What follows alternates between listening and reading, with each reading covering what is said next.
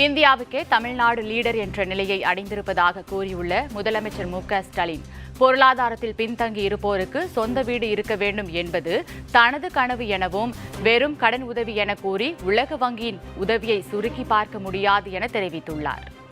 உலக வங்கியுடனான நம்மோட இந்த நீண்ட நெடிய உறவு பல்வேறு துறைகளில் பல நற்பலன்களை கொடுத்துருக்கு.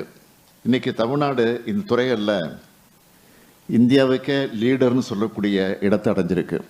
இந்தியாவிலே அதிகமாக நகரமயமாக்க என்ற அந்த எண்ணம், அந்த திட்டம் நடக்கிற மாநிலமாக தமிழ்நாடு இன்றைக்கு இருக்கிறது.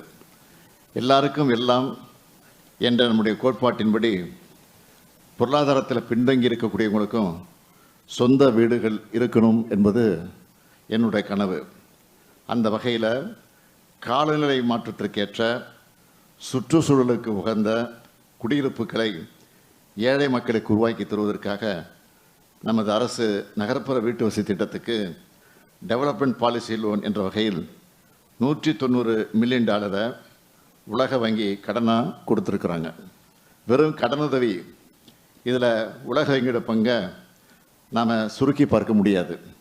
அதையும் தாண்டி நீடித்த நிலையான மேம்படத்தக்க வளர்ச்சியை தமிழ்நாடு அடையணும் என்கிற ஆழ்ந்த அக்கறையின் வெளிப்பாடு தான் இது.